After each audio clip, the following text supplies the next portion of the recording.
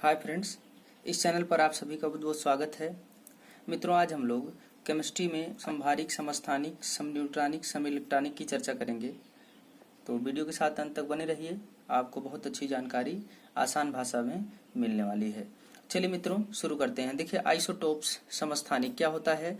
एक ही तत्व के वे परमाणु जिनकी परमाणु संख्या समान होती है उसे आइसोटोप्स कहते हैं। याद रखिएगा मित्रों, एक ही तत्व के वे परमाणु जिनकी परमाणु संख्या समान होती है उसे आइसोटोप्स कहते हैं।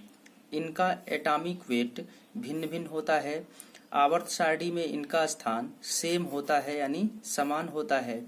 अब बात करें मैक्सिमम नंबर ऑफ आइसोटोप्स की, तो आइसोटोप्स की अधिकतम संख्या किस तत्व में होती है? तो पोलोनियम की होती है और इसका एटॉमिक नंबर है, परमाणु संख्या 84 और इसमें आइसोटोप्स की संख्या 27 होती है। इसको ध्यान में रखिएगा मित्रों। पॉइंट याद रखेंगे, हाइड्रोजन मात्र एक ऐसा तत्व है जिसके पास समस्थानिकों के नाम अलग अलग होते हैं। अब कौन कौन से नाम होते हैं, अब उसकी चर्चा करेंगे। तो देखिए, 1H1, 1H2, 1H3 ये हाइड्रोजन के 3 समस्थानिक हैं। 1HN को नाम देते हैं प्रोटियम, 1H2 को ड्यूटीरियम, 1H3 को ट्राइटियम। और याद रखेंगे, जो ट्राइटियम है यह रेडियो एक्टिव होता है। और 1H1 इसके पास कोई न्यूट्रॉन नहीं होता है। और 1H2 से ड्यूटीरियम यानी भारी जल बनता है। भारी जल की बात करें तो इसकी खोज HC यूरे ने किया था मित्रों, और इसका उपयोग न्यूक्लियर रिएक्टर में मॉडरेटर के रूप में होता है। फर्स्ट न्यूक्लियर पावर रिएक्टर की बात करें तो तारापुर महाराष्ट्र में है सबसे पुराना। कैगा ये कर्नाटक में है। उसके बाद रावत भाटा राजस्थान में है। काकरापार गुजरात में, नरौरा यूपी में, कलपक्कम एवं कुडनकुलम ये तमिलनाडु में स्थित है मित्रों। इसको भी एक्स्ट्रा पॉइंट में याद रखेंगे। यूजेज ऑफ आइसोटोप्स, आइसोटोप्स यानी समस्थानिक के कौन कौन से उपयोग है, अब उसकी चर्चा करेंगे। तो पहला कार्बन 14, तो इसका उपयोग जीवाश्मों की आयु ज्ञात करने में होता है। कार्बन 14 कार्बन का समस्थानिक है। कार्बन के समस्थानिक 3 होते हैं, कार्बन 12, कार्बन 13, कार्बन 14। जीवाश्मों का अध्ययन पैलेंटोलॉजी कहलाता है, इसको ध्यान में रखिएगा।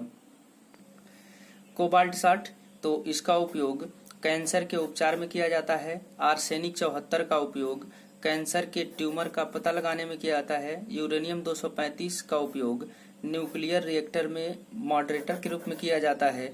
आयोडीन 131 का प्रयोग थायराइड ग्रंथि के कैंसर के उपचार में किया जाता है। और सोडियम 24 का बात करें तो इसका उपयोग रक्त का थक्का यानी ब्लड क्लॉटिंग का पता लगाने में किया जाता है। फास्फोरस 23 का देखें तो ब्लड कैंसर यानी ल्यूकीमिया के उपचार में किया जाता है। ल्यूकीमिया याद रखेंगे मित्रों, ये WBC की संख्या जब ज्यादा हो जाती है तब ये बीमारी होता है। इसको भी ध्यान में रखना आप लोगों को। अब बात करते हैं आइसोबार यानी समभारिक की। तो वे तत्व जिसके परमाणु भार समान होते हैं उन्हें समभारिक कहते हैं। इसमें प्रोटॉन और न्यूट्रॉन की संख्या समान होती है। इसके एग्जाम्पल हो जाएंगे आर्गन 1840, पोटेशियम 1940, कैल्शियम 2040। इसके परमाणु क्रमांक 18, 19, 20 हैं और ये अलग अलग हैं, लेकिन परमाणु भार की बात करें तो इस सबके परमाणु भार 40 हैं, इसीलिए ये क्या है, आइसोबार है। अब आइसोटोन्स की बात करते हैं तो इसमें जो है न्यूट्रॉनों की संख्या समान होती है। जैसे एग्जाम्पल है सिलिकॉन 14, 30, फास्फोरस 15, 31। इन दोनों में अगर देखें न्यूट्रॉनों की संख्या कैसे निकलता है, परमाणु भार और माइनस परमाणु क्रमांक। तो 30 में से 14 घटाएंगे तब भी 16 मिलेगा, 31 में से 15 घटाएंगे तब भी 16 मिलेगा, यानी 16 न्यूट्रॉन दोनों में उपस्थित हैं, इसीलिए ये क्या है, आइसोटोन है। सम इलेक्ट्रॉनिक की बात करते हैं तो इसमें इलेक्ट्रॉनों की संख्या समान होती है। एग्जाम्पल में देख लें, सोडियम प्लस मैग्नीशियम 2+, एल्युमिनियम 3+, और इन सब में 10 इलेक्ट्रॉन है, क्योंकि सोडियम का परमाणु क्रमांक 11, एक इलेक्ट्रॉन त्यागने के बाद धनायन चढ़ता है, तो एक पॉजिटिव चढ़ा, इसका मतलब एक इलेक्ट्रॉन त्याग दिया है, तो पहले 11 था अब 10 इलेक्ट्रॉन बचा है। मैग्नीशियम का 12, 2 इलेक्ट्रॉन त्यागने के बाद 10 बचा। एल्युमिनियम का 13, 3 इलेक्ट्रॉन त्यागने के बाद इसके पास 10 इलेक्ट्रॉन बचे। वहीं बात करें क्लोरीन, सल्फर और फास्फोरस की, तो क्लोरीन पर 1 माइनस, सल्फर पे 2 माइनस और फास्फोरस पर 3 माइनस। इन सभी के पास 18 इलेक्ट्रॉन हैं, इसलिए ये क्या हैं, सम इलेक्ट्रॉनिक हैं। चलिए अब धनायन ऋणायन की बात करते हैं। तो देखिए धनायन कैटायन इलेक्ट्रॉन त्याग करने के कारण धनायन बनते हैं। एग्जाम्पल है Na+2 8। अब एक्चुअली में इलेक्ट्रॉनिक विन्यास में 2 8 1 होता है ये, तो एक इलेक्ट्रॉन ये त्याग दिया है, तो एक इलेक्ट्रॉन त्यागने के कारण ये सोडियम धनायन हो गया। ऐसे ऋणायन की अगर हम बात करें तो एनायन की, तो इलेक्ट्रॉन ग्रहण करने के कारण ये बनते हैं। एग्जाम्पल में क्लोरीन आयन यानी क्लोराइड बना 2 8 8। एक्चुअली 2 8 7 होता है, लेकिन एक इलेक्ट्रॉन और आ जाने के कारण ये 2 8 8 हो गया है। अब बात करते हैं कोर इलेक्ट्रॉन की। तो ये इनर ऑर्बिट में जो इलेक्ट्रॉन उपस्थित होता है उसकी संख्या को कोर इलेक्ट्रॉन कहते हैं। यानी जो आंतरिक कक्षा होती है उसमें जितने भी इलेक्ट्रॉन उपस्थित होते हैं उनकी संख्या कोर इलेक्ट्रॉन कहलाती है, और ये केमिकल रिएक्शन में भाग नहीं ले सकते हैं। लेकिन बात करें अगर बैलेंस इलेक्ट्रॉन यानी संयोजी इलेक्ट्रॉन की, तो आउटर मोस्ट ऑर्बिट में यानी सबसे बाहरी कक्षा में जो इलेक्ट्रॉन उपस्थित होते हैं उसकी संख्या को संयोजी इलेक्ट्रॉन कहते हैं, और यही जो है केमिकल रिएक्शन में भाग ले सकते हैं। मित्रों ये बहुत इंपॉर्टेंट है, इससे एग्जाम में क्वेश्चन बन चुका है, इसे ध्यान में रखिएगा। अब बात करते हैं एग्जाम्पल की। एल्युमिनियम 13 परमाणु क्रमांक होता है, तो इसका इलेक्ट्रॉनिक कॉन्फ़िगरेशन यानी इलेक्ट्रॉनिक विन्यास देखें 2 8 3 होता है। तो ये जो बाहरी कक्षा में 3 इलेक्ट्रॉन है ये बैलेंस इलेक्ट्रॉन हो गया, संयोजी इलेक्ट्रॉन हो गया। लेकिन जो अंदर के 2 कक्षाएं हैं उसमें 2 और 8 है, यही क्या है, कोर इलेक्ट्रॉन है। इसके और एग्जाम्पल की अगर बात करें, sodium, magnesium, aluminium, silicon, phosphorus, sulphur, chlorine, इसकी बात करते हैं तो सोडियम का परमाणु क्रमांक 11, मैग्नीशियम का 12, एल्युमिनियम का 13, फास्फोरस का 15, सिलिकॉन का 14, सल्फर का 16 और क्लोरीन का 17।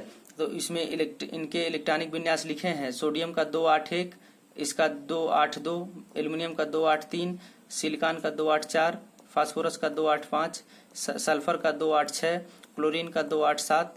तो इसमें जो बाहरी कक्षा में इलेक्ट्रॉन हैं ये सभी जो है बैलेंस इलेक्ट्रॉन होंगे, लेकिन जो अंदर वाले कक्षा में इलेक्ट्रॉन हैं उनको हम कहेंगे कोर इलेक्ट्रॉन। तो इसको ध्यान में रखिएगा। अब बात करते हैं संयोजकता की।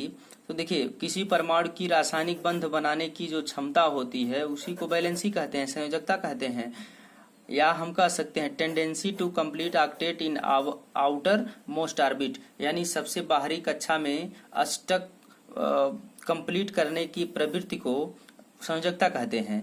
अगर if number of electron in outermost orbit is, यदि सबसे बाहरी कक्षा में इलेक्ट्रॉनों की संख्या 1 2 3 4 हो तो इसी के बराबर संयोजकता होती है। जैसे एग्जाम्पल है सोडियम, सोडियम के बाहरी यानी बैलेंस इलेक्ट्रॉन कितना होता है 1, मैग्नीशियम का बैलेंस इलेक्ट्रॉन 2, एल्युमिनियम का 3, सिलिकॉन का 4। तो यही बैलेंस इलेक्ट्रॉन बैलेंसी भी हो जाएंगे, यानी सोडियम का बैलेंसी 1, मैग्नीशियम का बैलेंसी 2, एल्युमिनियम का बैलेंसी 3, सिलिकॉन का बैलेंसी 4। याद रखेंगे, if number of electron balance electron is 5 6 7 8, यदि बैलेंसी इलेक्ट्रॉन 5 6 7 8 हैं तो जो बैलेंसी होती है वो 8 में से बैलेंस इलेक्ट्रॉन को घटाने के बाद प्राप्त होता है। जैसे फास्फोरस की बैलेंस इलेक्ट्रॉन 5, सल्फर का 6, क्लोरीन का 7, आर्गन का 8 होता है। तो फास्फोरस की बैलेंसी की बात करें तो 8 में से यही 5 घट जाएगा, 3 होगा। सल्फर का जो संयोजकता है वो 8 में से 6, ये वाला 6 घट जाएगा, 2 होगा। क्लोरीन की बैलेंसी की बात करें तो 8 में से 7 घट जाएगा, 1 होगा। आर्गन के बैलेंसी की बात करें तो 8 में से 8 घट जाएगा, 0 होगा। समस्थानिक, समभारिक, सम न्यूट्रॉनिक, सम इलेक्ट्रॉनिक और बैलेंसी के बारे में आपको बताया गया। अगली क्लास में हम लोग रेडियो एक्टिविटी के बारे में पढ़ेंगे। तो उम्मीद करते हैं आप लोगों को ये वीडियो पसंद आया होगा। अगर वीडियो पसंद आ रहा है तो लाइक शेयर सब्सक्राइब करते रहिए, बेल आइकन को दबाइए ताकि आने वाले वीडियो के नोटिफिकेशन आप तक पहुंच सके। चलिए फ्रेंड्स, मिलते हैं अगले वीडियो में, तब तक के लिए बहुत बहुत धन्यवाद।